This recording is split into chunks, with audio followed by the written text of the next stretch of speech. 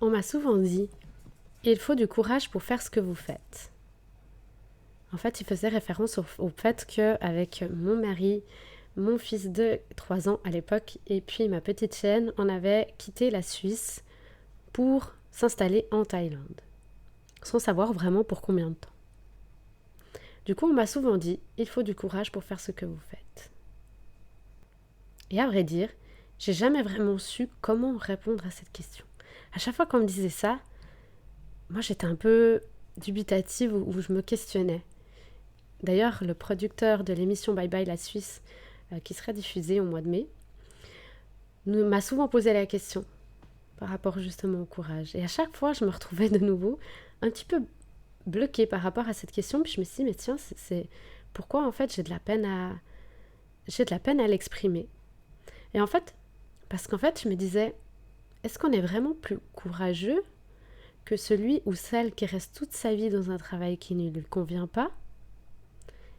Est-ce qu'on est plus courageux que celui ou celle qui se bat contre la maladie? Et en fait, je trouve intéressant de parler de courage. Parce que, en réalité, je crois que, oui, tant pour notre choix de vie, que pour plein d'autres situations dans la vie, on fait preuve de courage au quotidien. Beaucoup de personnes me disaient dans les réseaux sociaux quand on a annoncé notre départ de la Suisse pour la Thaïlande, « Ah, mais vous avez du courage, moi j'arriverai jamais à faire ce que vous faites, je n'oserais pas le faire, ou je vous admire pour votre courage. » Et en fait, moi je crois que le courage, c'est quelque chose qu'on a toutes et tous en nous. Mais que bien souvent, on attend que quelque chose nous tombe sur la tête pour le réveiller. Alors, à toutes les personnes qui se battent au quotidien, moi j'ai envie de vous dire que vous êtes courageux et courageuses. J'ai envie de vous dire bravo. Bravo à nous tous et à nous toutes qui sommes encore là aujourd'hui. Parce que la vie, on va pas se mentir, c'est pas toujours facile et c'est loin d'être le monde des bisounours. Mais pour autant, et d'autant plus, justement, je pense que c'est important aussi de se dire bravo. Alors là, aujourd'hui, je vous dis bravo pour ce que vous avez accompli. Bravo parce que vous êtes là aujourd'hui et peu importe ce que vous êtes en train de vivre, chapeau et bravo à vous. Bravo à nous. Et oui, on devrait, je pense, tous se féliciter parce qu'on est là. Et que plein de rêves vont encore se réaliser, alors même que vous ne le savez pas encore. Parce que c'est ça la magie de la vie.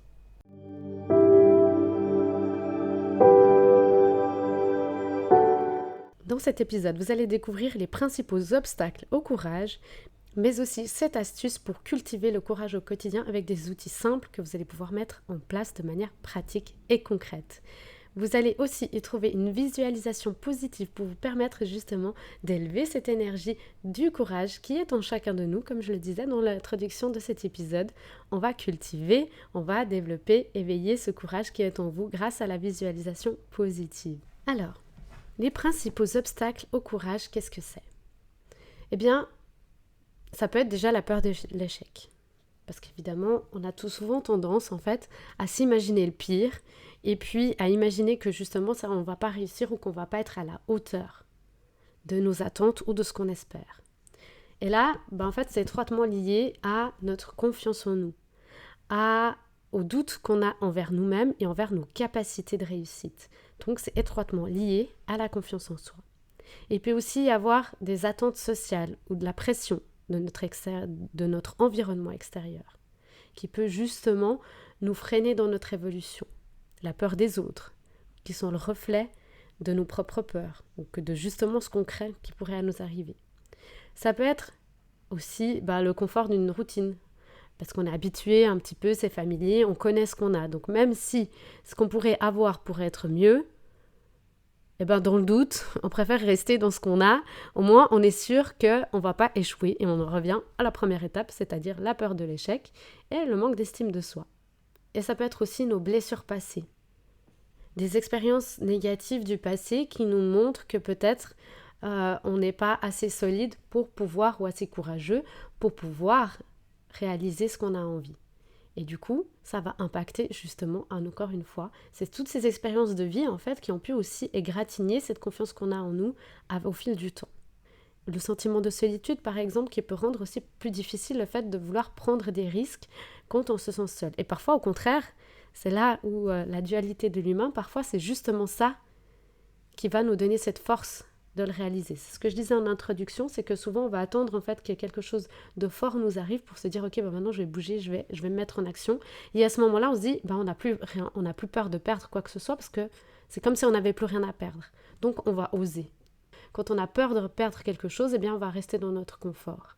Quand on n'a plus peur de perdre quelque chose, eh bien on va sortir de notre zone de confort et on va foncer parce qu'on n'a plus rien à perdre. Et c'est là où c'est dommage, parce qu'on pourrait profiter du fait que justement, on a déjà tout ce qui est là pour oser se dépasser et avancer. Ne pas se retrouver forcément dans une situation compliquée ou délicate pour passer à l'action. On peut décider de écouter son intuition, de se faire confiance pour pouvoir oser sauter le pas et réaliser ce qu'on a envie pour nous. Et vous allez voir que ce courage, on l'a tous en nous. Je vais vous donner aussi quelques astuces après 7 astuces pour cultiver ce courage au quotidien. Mais avant de vous partager les 7 conseils pour pouvoir cultiver cette énergie que vous avez en vous, cette énergie de courage, j'avais envie de vous parler de mon journal magique, rien que pour moi. C'est un journal d'écriture que vous pouvez vous procurer sur Amazon. C'est 12 mois d'exploration. L'écriture introspective est un fabuleux outil qui nous permet de réduire le stress, d'améliorer la qualité du sommeil et de renforcer sa résilience au quotidien. Grâce à des questions qui sont ciblées, mois par mois, il va devenir votre accompagnant le plus fidèle, votre meilleur ami durant toute une année entière, mais même encore plus que ça.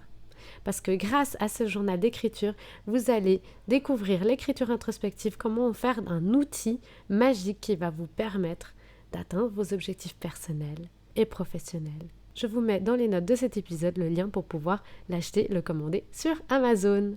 Voici les 7 conseils pratiques pour cultiver le courage dans votre vie. 1. Identifiez les peurs. Ça, c'est hyper important.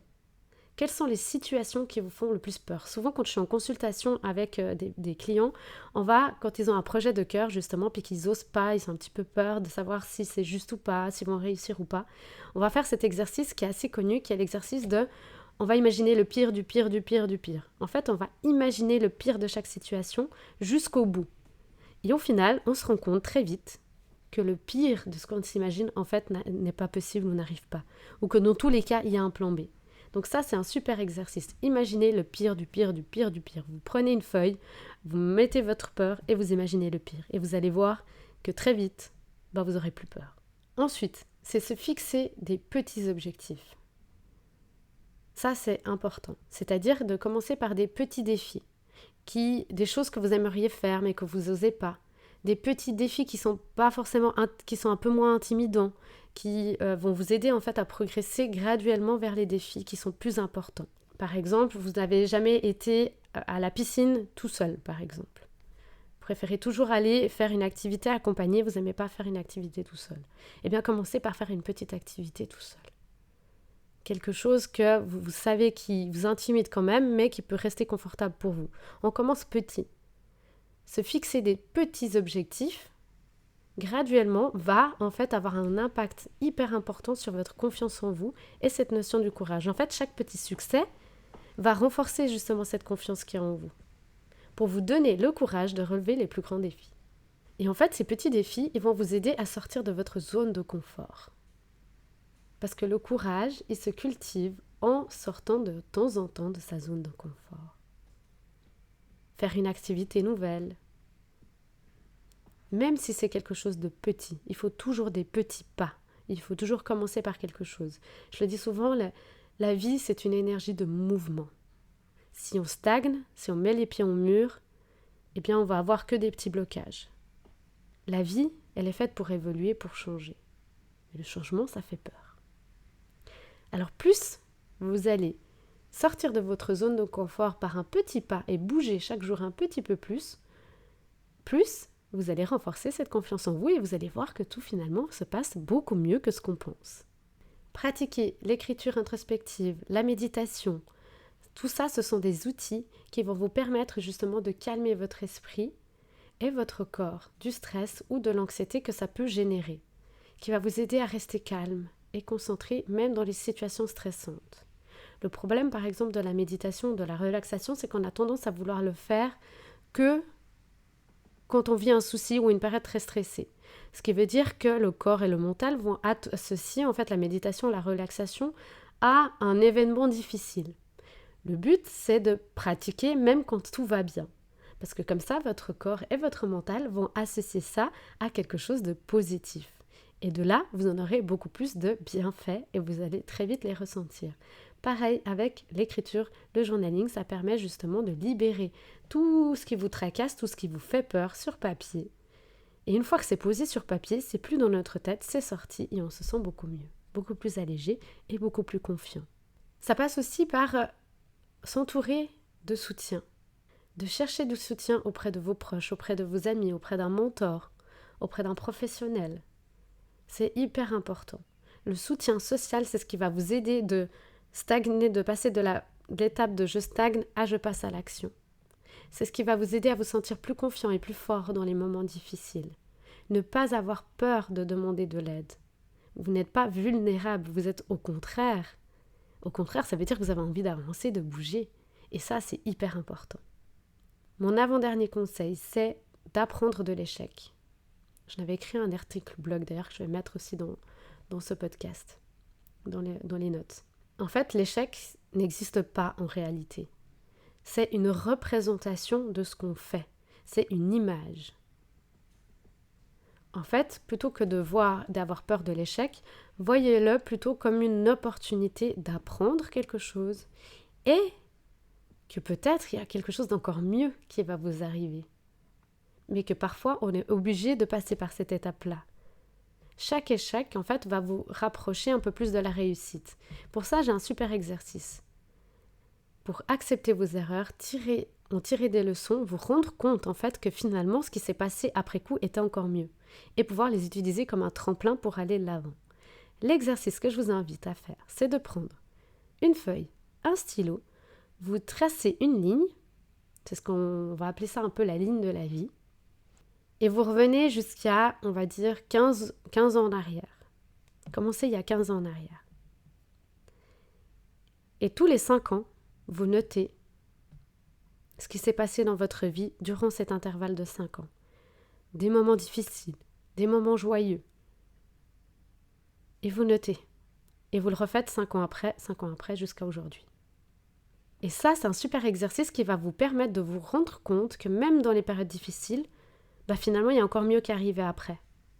Finalement, vous en avez appris quelque chose, vous en avez peut-être tiré une leçon.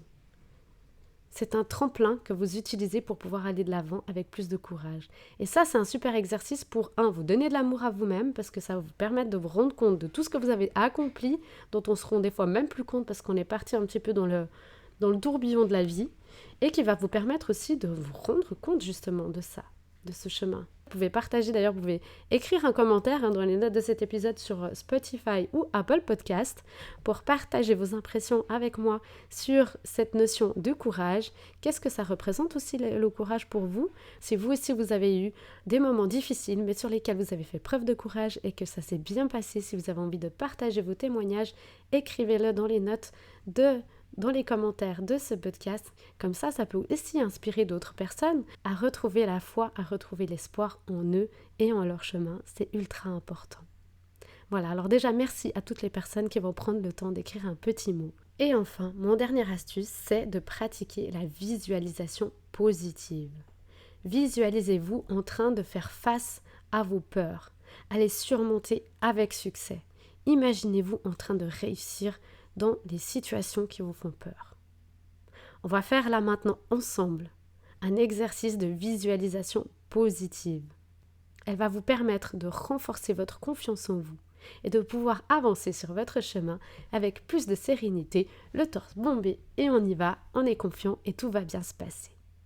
Je ne dis pas forcément que le chemin est facile, non, la vie n'est pas un chemin de bisounours, mais par contre, on peut renforcer notre confiance en nous pour faire face aux plus grands défis. Préparez-vous pour un bon moment, c'est une visualisation positive qui va être de courte durée et qui est adaptée à tout niveau. Ok, tout d'abord, je vous invite à vous installer confortablement.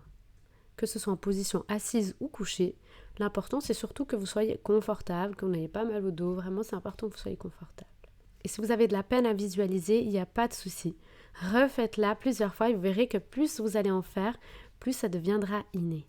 L'écriture introspective peut aussi vous aider justement à alléger un petit peu tout ce brouhaha mental qui vous empêche parfois de visualiser ou de profiter justement de ces moments de détente qui sont là pour vous. Maintenant que vous êtes bien installé confortablement, je vous invite à fermer les yeux. Je vous invite à vous imaginer debout face à une montagne majestueuse, entourée d'un paysage à couper le souffle. Vous êtes là debout face à cette montagne et ce paysage qui est incroyable. Prenez ici un petit moment pour inspirer profondément l'air frais. Vous sentez cet air frais, vous inspirez pour remplir vos poumons. On inspire par le nez et vous soufflez par la bouche. Relâche toutes les tensions, souffle à l'extérieur. Vous êtes là, en bas de cette montagne, à prendre le temps d'inspirer cet air frais.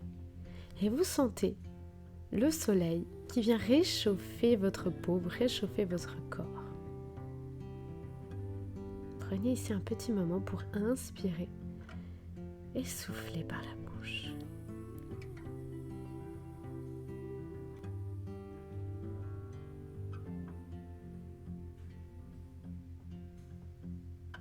Maintenant, je vous invite à vous retourner, à regarder derrière vous. Et vous voyez un chemin qui descend. En fait, vous regardez le chemin que vous avez déjà parcouru pour en arriver jusqu'ici, jusqu'à cette montagne. Ce chemin, vous le voyez, n'était pas facile. Il était difficile à monter. Mais vous êtes là. Vous avez déjà parcouru tout ce chemin jusqu'ici.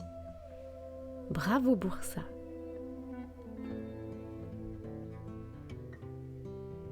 Maintenant, je vous invite à regarder cette montagne.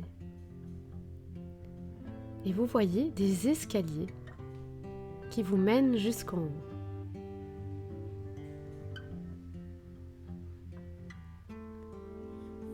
Je vous invite à monter un pas après l'autre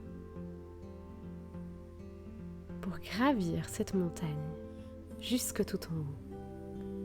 Sentez comme une force intérieure vous envahir, vous donnant la confiance nécessaire pour gravir chaque pas de cette montagne qui vous mène vers le sommet de la montagne. Un pas après l'autre, vous montez.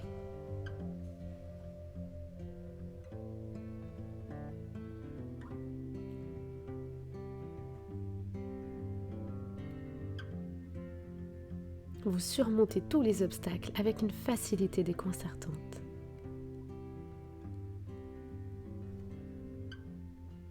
À mesure que vous montez, vous sentez que vous arrivez tout gentiment en haut, au sommet de cette montagne.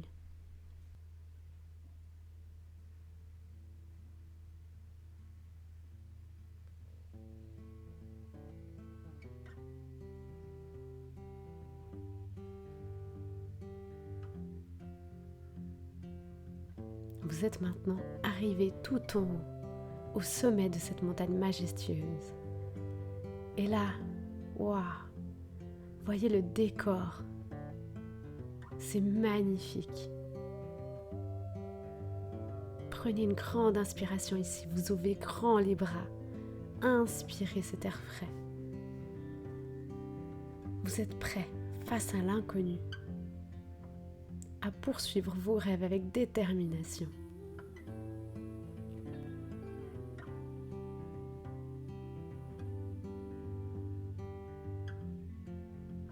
À mesure que vous regardez autour de vous, vous réalisez que le courage ne réside pas seulement dans votre capacité à surmonter des difficultés extérieures, mais aussi dans votre capacité à vous faire confiance, à puiser dans votre propre force intérieure. Et qu'elle est là, en vous. Elle ne vous a jamais quitté. Vous avez peut-être pu en douter, mais aujourd'hui, vous la ressentez, cette force intérieure. Prenez encore ici un moment pour inspirer profondément. Vous êtes là, vous l'avez fait, vous avez réalisé, vous êtes au sommet de cette montagne.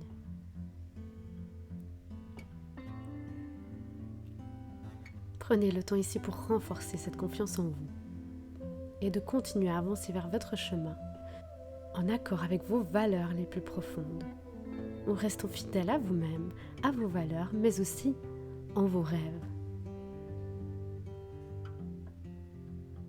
Vous savez maintenant que vous avez la capacité de tout réussir. Prenez encore ici un moment, une grande inspiration.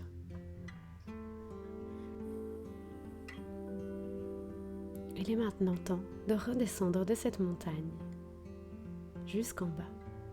Je vous invite à redescendre d'un pas guilleret cette belle montagne sur laquelle vous étiez, ce sommet, et vous redescendez jusque tout en bas de la montagne. Mais cette fois d'un pas joyeux et confiant en vous, que vous savez que tout se passera bien.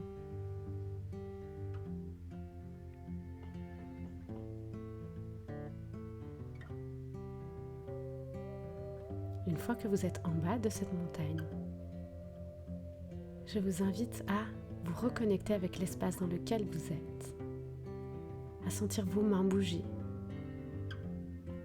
à bouger vos pieds. Et quand le moment vous semble juste, vous pourrez ouvrir les yeux.